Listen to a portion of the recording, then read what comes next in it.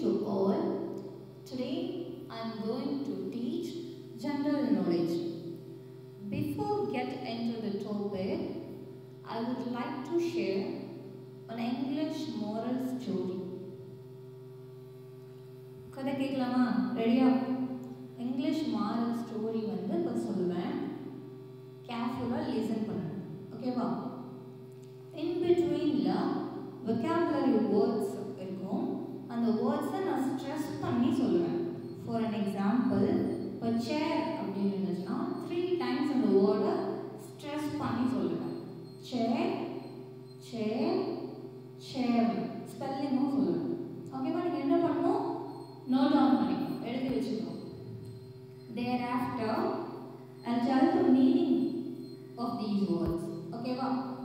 அர்த்தம் அதுக்கப்புறம் one by ஒன்னா சொல்லுவேன்.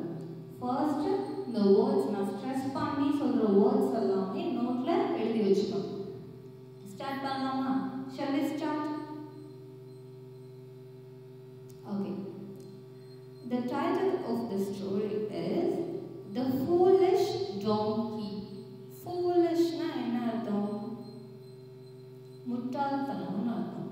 Donkeyனா நம்ம எல்லாருக்குமே தெரியும். டாங்கின்றது ஒரு அனிமல், கழுதை அப்படின்னு தமிழ்ல சொல்லுவோம். ஓகேவா? ஸோ ஃபூலிஷ் டாங்கி தான் நம்ம சொல்ல போகிற ஸ்டோரியோட டைட்டில். நம்ம அந்த ஸ்டோரி இங்கிலீஷில் ரீட் பண்ணுவேன், அதுக்கப்புறம் தமிழ் மீனிங்கும் சொல்லுவேன். Listen carefully. A salt seller used to carry the salt bag on his donkey to the market every day. Salt seller na yaru? Salt na namakku theriyum, uppu.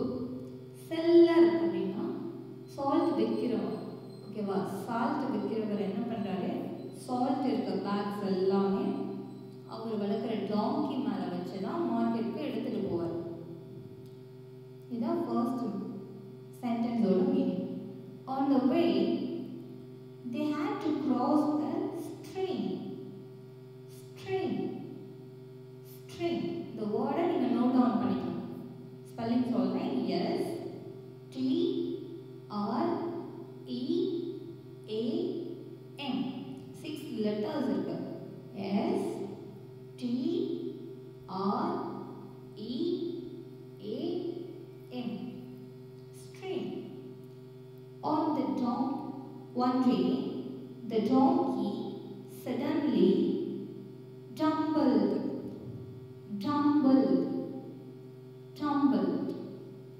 Spelling சொல்றேன். இந்த வேர்டை note down பண்ணிக்கோங்க. T U M B L E D. Tumbled. Tumbled down the stream. And the salt bag also fell into the water. என்ன சொல்றாங்கன்னா, மார்க்கெட்டுக்கு போற வழியில ஒரு ஸ்ட்ரீம்னா ஓடை அப்படின்னு தமிழ்ல சொல்லுவாங்க. ஸோ அந்த ஸ்ட்ரீமை கிராஸ் பண்ணி தான் போகணும். அப்படி போகிறப்போ இந்த டாங்கி என்ன பண்ணுச்சு? ஜம்பல் அப்படின்னா டு ஃபால் சடன்லி, திடீர்னு விழுந்துருது. என்ன பண்ணுச்சு? அந்த ஸ்ட்ரீம்ல விழுந்துருச்சு, அந்த ஓடையில விழுந்துருச்சு. அப்போ என்ன ஆகும்? இந்த டாங்கி மேலே இருந்த சால்ட் பேக்ஸும் தண்ணியில் விழுந்துடும். சால்ட் தண்ணியில் விழுந்தா என்ன ஆகும்? டிசால்விங் கெப்பாசிட்டி இருக்கனால கரைஞ்சிடும். ஸோ சால்ட் எல்லாமே தண்ணியில் கரைஞ்சோன்னு அந்த பேக் எப்படி இருக்கும்? ரொம்ப லைட்டராக இருக்கும். ஹெவியாக அந்த பேக்கு சால்ட் எல்லாம் தண்ணியில் கரைஞ்சதும் ரொம்ப லைட்டராக இருக்கும். ஸோ இதை பார்த்தோன்னே டாங்கிக்கு என்ன தோணுச்சு? ஹெவியாக இருந்த பேக்கு லைட் ஆயிடுச்சு. ஸோ டெய்லி இதே மாதிரி பண்ணலான்ற ஒரு தாட் வந்துருச்சு. ஓகே, கண்டினியூ பண்ணலாம். The salt dissolved in the water and hence the bag became very light to carry. அந்த பேக் கேரி பண்ணுறதுக்கு எப்படி இருந்துச்சா? ரொம்ப லைட்டாக இருந்துச்சு அப்படின்னு சொல்கிறாங்க. The donkey was happy. டாங்கிக்கு ஒரே ஹாப்பி, நம்ம நிறைய வெயிட் தூக்கிட்டு போவேன் நாமே அப்படின்னு ரொம்ப ஹாப்பி ஆயிடுச்சு. Then the donkey started to play the same trick every day. So the donkey டாங்கி என்ன பண்ணுச்சு? இந்த ட்ரிக்கை நோட் டவுன் பண்ணிக்கோங்க. Trick trick trick. T-R-I-C-K. Trick. Let me repeat. T-R-I-C-K. Trick. So இந்த ட்ரிக்கை டெய்லி வந்து ஃபாலோ பண்ணலாம் அப்படின்னு டிசைட் பண்ணிடுச்சு. ட்ரிக்னா என்ன அர்த்தம்? தந்திரம் அப்படின்னு சொல்லுவோம். The salt seller came to understand the trick and decided to teach a lesson to it. So the salt seller என்ன பண்றாரு? டெய்லி நிறைய சால்ட்டை வந்து டாங்கி கொடுத்து அனுப்புகிறோம். ஆனால் வர்றப்ப என்ன ஆகுது? சால்ட் எல்லாமே இல்லாமல் வெறும் பேக்காக தானே வருது. இதில் என்னவோ இருக்குது சீக்ரெட்னு அதை கண்டுபிடிக்கிறதுக்காக வராரு. The next day he loaded a cotton bag on the donkey. So next day என்ன பண்ணுறாரு? instead of சால்ட்டுக்கு பதிலாக பேக் ஃபுல்லாக காட்டன் வச்சு டாங்கி மேலே வச்சு அனுப்பி விட்டுறாரு. Again it played the same trick, hoping that the cotton bag would be still become lighter. என்ன பண்ணுது? அது டாங்கிக்கு தெரியாது இல்லையா, சால்ட்டுக்கு பதிலாக காட்டன் பேக் வச்சதுனால எப்போவும் டெய்லி பண்ணுற ட்ரிக்கை வந்து இன்னைக்கு டாங்கி ஃபாலோ பண்ணியிருக்கு. But the dampened spelling note பண்ணிக்கோங்க. D-A-M-P-E-N-E-D.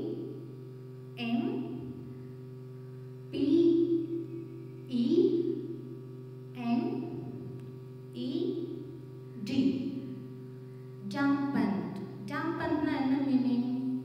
To make something a little wet. ஈரமாக்குறதுக்கு பேர் தான் dampened னு சொல்லுவோம். ஸோ அந்த காட்டனை தண்ணியில் போட்டோம்னா என்ன ஆகும்? ஈரமாயிடும். But the dampened cotton became very heavy to carry. So நம்ம கிளாத்தே தண்ணியில் போட்டோம்னா என்ன ஆகும்? வெயிட்டாக இருக்கும், ஹெவியாக இருக்கும். ஸோ அந்த காட்டன் ஃபுல்லாக இருந்துச்சு. இந்த பேக்கை தண்ணியில் போட்டோம்னா அந்த பேக் ரொம்ப ஹெவியாக இருந்துச்சு கேரி பண்ணுறதுக்கு. And the Tongi suffered. டாங்கி என்ன பண்ணுச்சு? ரொம்ப கஷ்டப்பட்டுச்சு.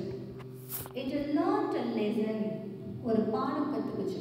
It didn't play the trick anymore after that day. அதுக்கப்புறம் என்ன பண்ணுச்சு அந்த டாங்கி? இந்த ட்ரிக்கை யூஸ் பண்ணவே இல்லை. And the seller was happy. So இந்த சால்ட் செல்லருக்கு எப்படி இருந்துச்சு? ரொம்ப ஹாப்பியாக இருந்துச்சு. ஸோ இதுலேருந்து நீங்கள் என்ன கற்றுக்குறீங்க?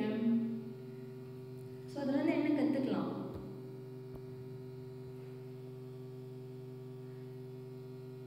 Hard work never fails. கடின உழைப்பு தேவை. Moral of the story is luck owned favor. Note down this word, favor, favor, favor. Luck owned favor always. அதிர்ஷ்டம் எப்பவுமே ஹெல்ப் பண்ணாது. ஃபேவர்ன்ற வேர்டோட மீனிங் ஹெல்ப்னு அர்த்தம். ஓகேவா? ஸோ ஃபர்ஸ்ட் பிக் என்ன இருக்குன்னு பாருங்க. ஸ்ட்ரிங்னா ஓடைன்னு சொன்னீங்க இல்லையா, அதுதான் இது ஸ்ட்ரிங். பார்க்க 6 மாதிரி இருக்கும். செகண்ட் ஒன் டம்பிள்னா டு ஃபால் சடன்லி, திடீர்னு விழுந்துடுறதா டம்பிள். தேர்ட் ஒன் ட்ரிக்னா என்னது? தந்திரம் அப்படின்னு சொல்லுவாங்க. ஃபோர்த் ஒன் dampenedனா ஈரமாக்குறது. இந்த பிக்ல என்ன பண்ணுறாங்க? டேப் வாட்டரில் கிளாத்தை வெட் பண்ணுறாங்க, ஈரமாக்குறாங்க. நெக்ஸ்ட் ஒன் ஃபேவர்னா ஹெல்ப். ஸோ ஹெல்ப் பண்ணணும் எல்லாருக்கும். ஹெல்பிங் டெண்டன்சி எல்லாருக்கும் வேணும். So hard work never fails. அதுதான் the moral of the story. Moral of the story is luck won't favor always. அதிர்ஷ்டம் எப்போவுமே ஹெல்ப் பண்ணாது, பட் கடின உழைப்பு எப்போவுமே தோற்று போகாது. Heart work never fails. Okay, இப்போ ஜெனரல் நாலேஜ் நம்ம லெசன்குள்ளே போகிறோம். லெசன் நம்பர் 11 வேர்ட் பில்டிங் தான் இன்னைக்கு பார்க்க போகிறோம். ஜிகேல shall we start? ஓகே, இதுதான் lesson number 11, word building lesson. Can you see the pic? Okay, let me read.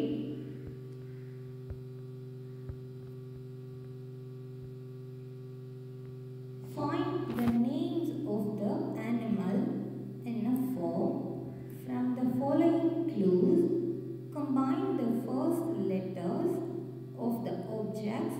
with the given letters. Let me repeat. Find the names of the animals in a form from the following clues. Combine the first letters of the objects with the given letters. என்ன சொல்றாங்கன்னு புரியுதா? First இதுல 7 rows கொடுத்திருக்காங்க. Left to right இருக்குது rows, top to bottom இருக்குது columns. நம்ம அப்ப first row-ஆ தான் எடுத்துக்க போறோம் எல்லாத்தையும். So first row-ல first letter என்னது? C. Okay. First row-ல இருக்க second picture என்னது? ஒரு bird. என்ன bird-னு guess பண்ண முடியுதா? Okay. தமிழ்ல ஆந்தைன்னு சொல்லுவாங்க, இங்கிலீஷ்ல owl-னு சொல்லுவாங்க. So அந்த owl அதுல இருக்க first letter மட்டும் நீங்க எடுத்துக்கணும். O. Second owl. Next third one. ஒரு animal. என்ன animal கண்டுபிடிக்க முடியுதா? Camel. Very good. So camel இருக்க first letter மட்டும் எடுத்துக்கணும். C. Then last letter K. So by எல்லாத்தையும் combine பண்ணணும். Combine all together. C O C K. Cock. Cockன்றது ஒரு bird. நமக்கு எல்லாத்துக்கும் தெரியும். Next இப்போ second row பார்ப்போம். Second rowல இருக்க first picture என்னது? Capல இது hat. Cap வேற, hat வேற. Hat-ஓட first letter என்னது? H. Okay, second row-ல இருக்க second letter E.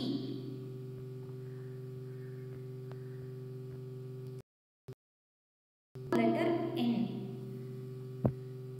Fourth-ஆ இருக்க picture என்னன்னு guess பண்ண முடியுதா? Can you guess? Sun. Sunல இருக்க first letter மட்டும் நம்ம consider பண்ணிக்கலாம். இப்போ hen. H E N S. Hens. Hen என்றது one of the bird. நம்ம எல்லாருக்கும் தெரியும். Third row எடுத்துக்கிறோம். Third row இருக்க first letter என்னது? P. Second picture என்னது? Ink bottle. So ink மட்டும் நம்ம எடுத்துக்கிறோம். Ink-ஓட first letter I. Third picture grapes. Grapes-ல இருக்க first letter G மட்டும் எடுத்துக்கிறோம். And the final one is S. So எல்லாத்தையும் combine பண்ணலாமா? P I G S. Pigs. Fourth row. Fourth row-ல இருக்க first letter D.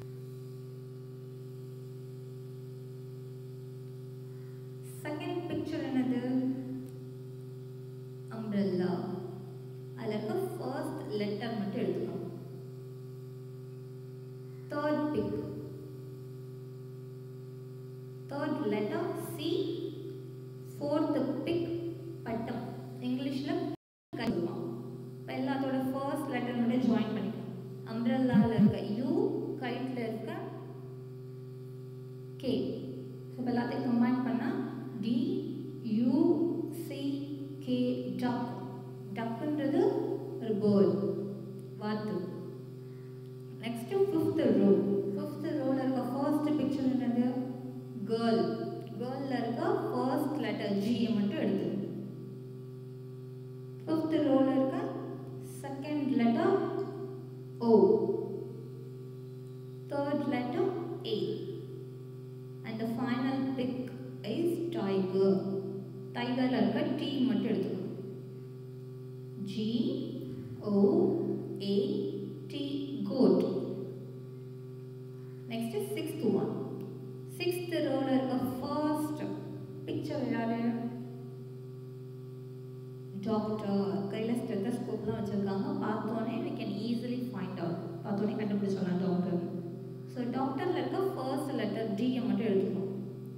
And then second letter O.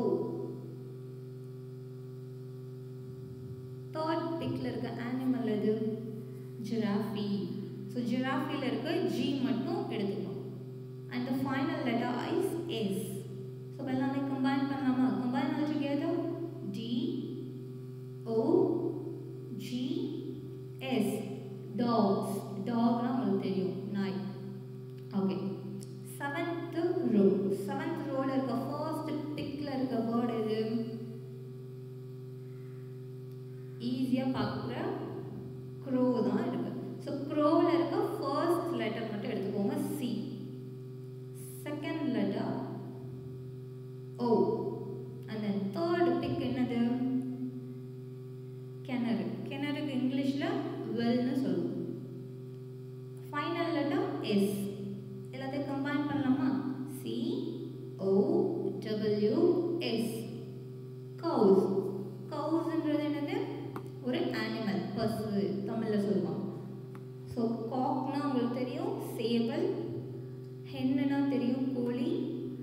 பிக்குனா தெரியும், பன்றி. டக்குனா வாத்து. Code அப்படின்னா ஆடு. டாக்னா நாய். கவுனா பசு. Last 6th and 7th roll மட்டும் ப்ளூரல் ஃபார்மில் கொடுத்துருக்காங்க. டாக்ஸ், கவுஸ்னு. டாக்ஸ் எஸ் சேர்த்துருக்கனால நம்ம ப்ளூரல் ஃபார்மில் எடுத்துக்கணும். டாக்ஸ்னா நாய்கள்னு அர்த்தம். கவுஸ்னா பசுக்கள். ஸோ நீங்கள் என்ன பண்ணணும்? இப்போ நம்ம கம்பைன் பண்ண வேர்ட்ஸ் எல்லாம் இங்கே மேலே இருக்க அந்த ஃபில்லப்பில் ஃபில் பண்ணிக்கணும். உங்களுக்கு ஏதாவது டவுட்ஸ் இருந்துச்சுன்னா you can check here. Okay, இதோட ஜிகே கிளாஸ் முடிஞ்சிருச்சு. நெக்ஸ்ட் எப்படி கம்பைன் பண்ணணும் அப்படின்னு இந்த ஸ்லைடில் இருக்கு. C K cock.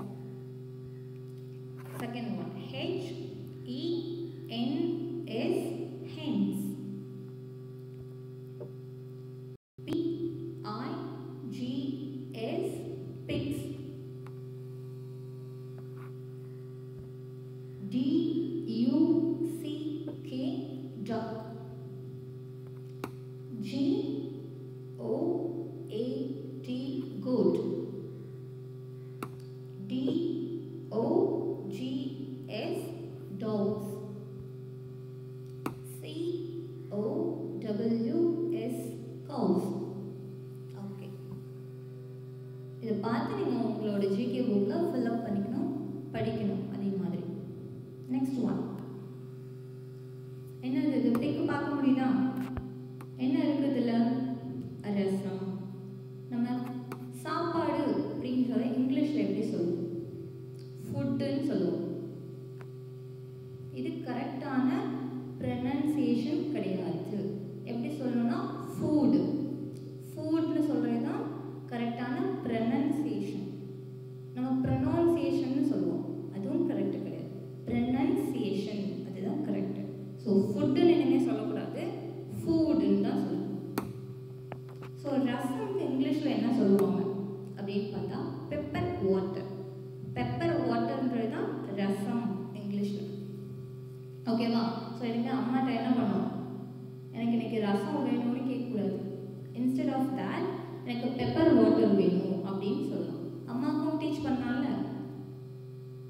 Next slide, sambar. எத்தனை பேருக்கு சாம்பார் பிடிக்கும்? ஓகே, ஸோ இங்கிலீஷில் சாம்பாருக்கு தால் கறி அப்படின்னு சொல்லுவாங்க. தால்னா பருப்பு. ஸோ பருப்பில் செய்யறதுனால தால் கறி சொல்லுவாங்க. தால் கறினா சாம்பார்னு அர்த்தம். ஓகேவா? Don't forget, keep reading.